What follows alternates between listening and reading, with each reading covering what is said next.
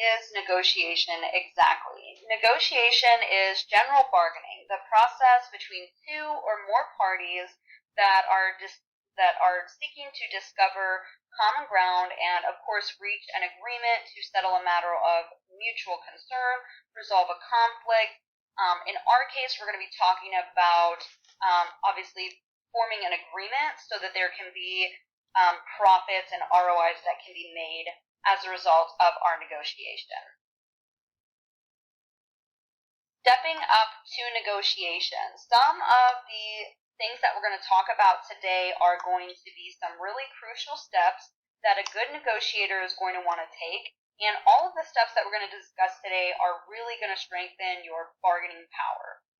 Okay, so the first thing that we're going to discuss is how to prepare for your negotiation, which involves setting an aspired target, which I'm going to explain in a moment, planning strategies, and having a backup plan.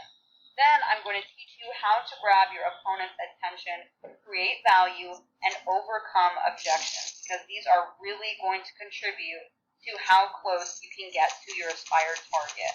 I'm also going to teach you about the risks. We're going to evaluate the risks that are involved during the negotiation process, because even when you do lots of strategic planning and consulting, and we build good relationships, we are still going to have some risks that need to be evaluated during the negotiation process and even during the closing sequence.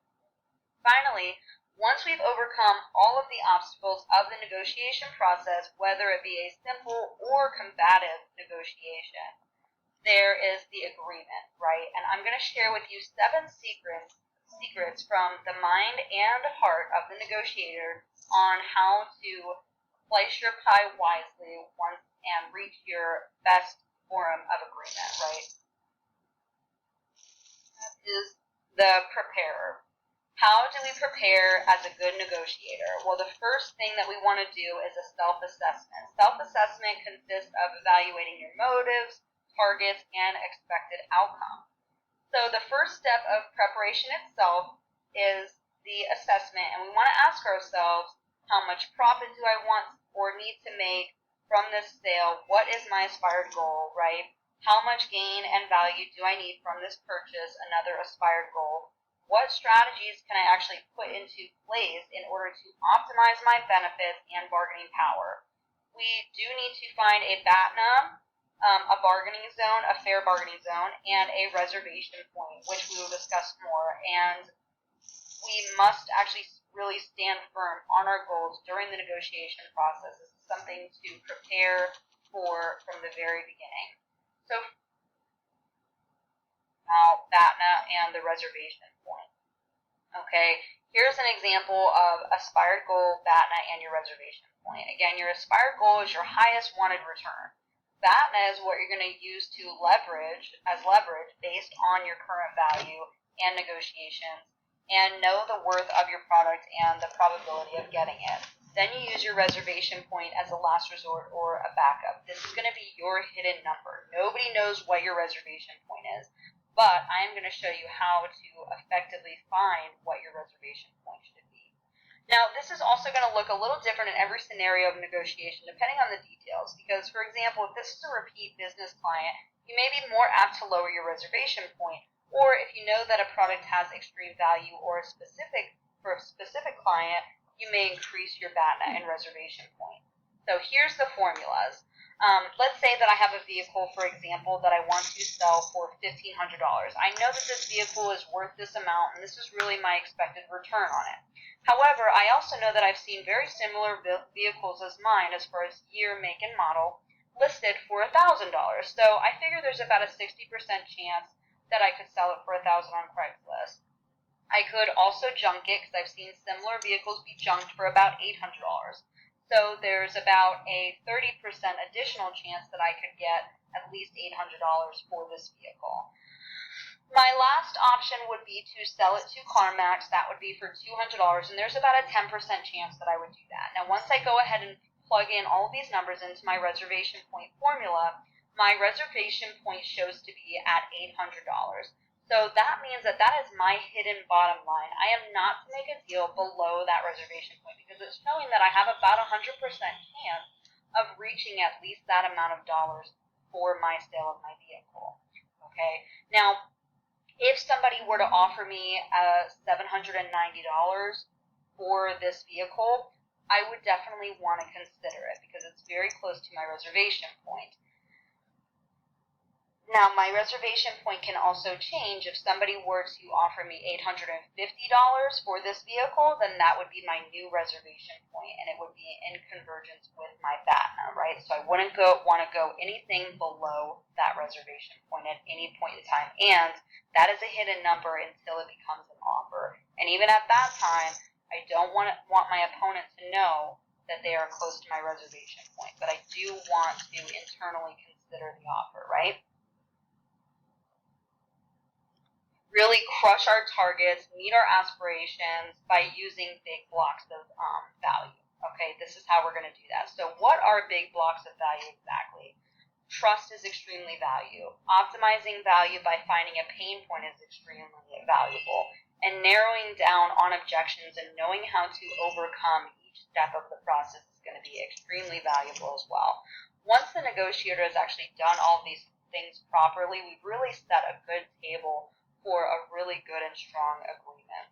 Okay, the mind and the heart of the negotiator says that one of the first things that we can do to start a relationship and kind of build some trust with our customer is to actually mirror or mimic this customer. This means to sound like your opponent. So if your opponent is very monotone, then you would want to be very monotone. And if your opponent is very peppy and super fast talking, you would want to be very peppy and super fast talking. So you can also attempt to control the energy of the conversation through this method. So if you need your opponent to slow down, then you can go from that really high volume energy and you can actually deflate the conversation throughout the process and kind of bring that person down to a slower pace or a more monotone pace if that's where you want them. And through my experience, this has shown to be a very effective method. Trust can also be built through this process, and we have the opponent's attention at this point, right?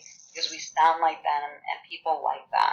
And we can use references, companies that the opponent, at that time, we want to take our references from companies and use that for credibility with our opponent. So, of course, we want to pick companies that our opponent is going to be familiar with and tell them these companies' success stories.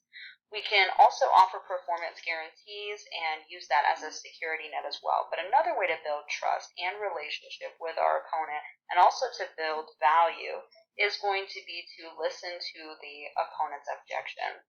We want to specify the value that we're offering to them based on their needs. We want to optimize the value that we're offering, the value of the product or the component that we're offering during this negotiation, and we want to emphasize the value that we know that is actually a need for them. Okay, this is going to gain credibility as well because it's going to show that we're knowledgeable on our product and we can use it as a solution for our opponent or client. So we want to also be aware of some of the tactics in Article 10. I have read the Hard Bargaining Negotiation Tactics by Keith Lutz informs not to be shaken by your opponent if they are aggressive or if there are time constraints put on you. Also, try to ignore take it or leave it negotiating.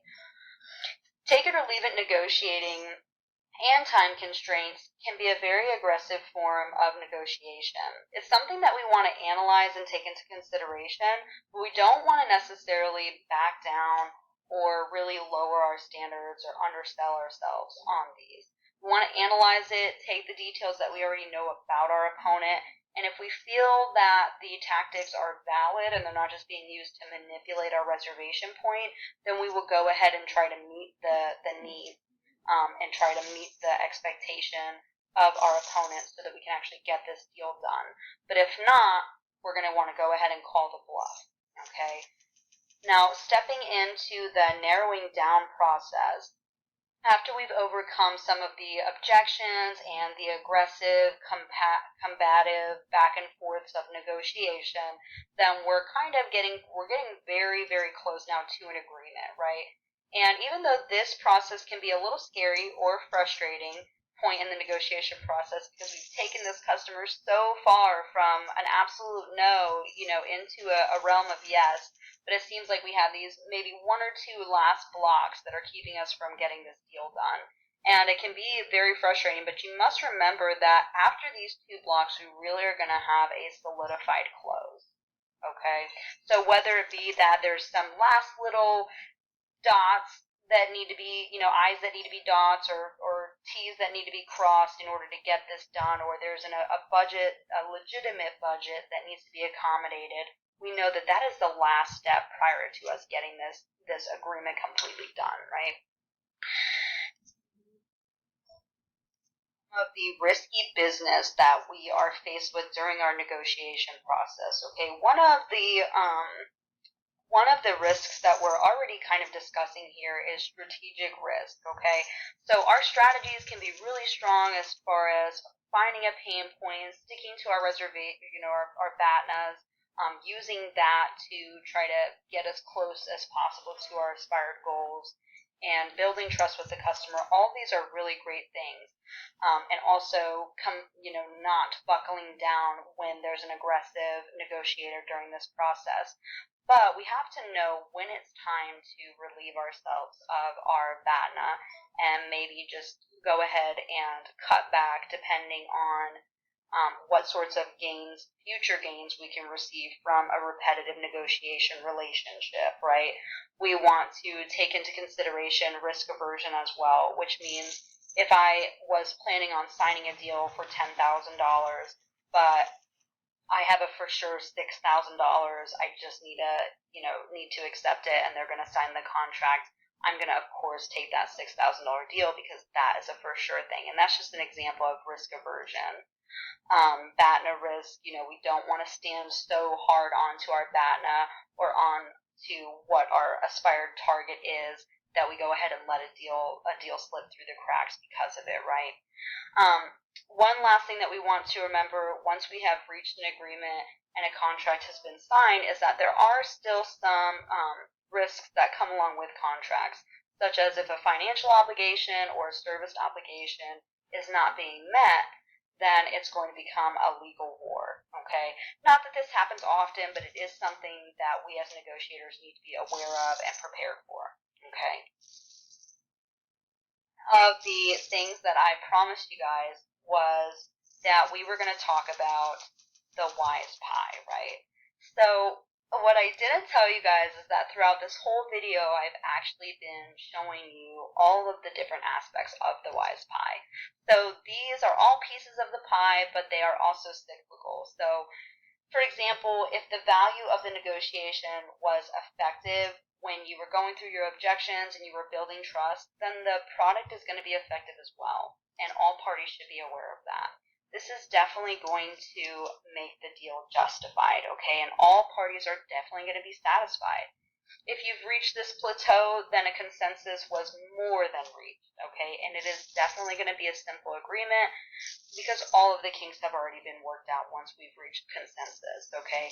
The deal is going to be a general agreement, meaning that there was no bias formed, no rules were broken based on any sort of race or gender or anything like that. So it's just a general agreement that we have come to, okay, so that we can continue on and have future business. So I think that are in order, because as negotiators, you have actually used some of the most valuable steps to appropriately overcome any obstacles when buying or selling. At this point, you guys know how to prepare, you know how to reach your targets, you know how to stand firm on your BATNA. You also know how to find consensus, compromise if need be, right? Overcome objections and narrow down on objections. You've observed all of the risks along the way, and finally, you actually have a full pie of integrity. So congratulations, guys. You are true negotiators.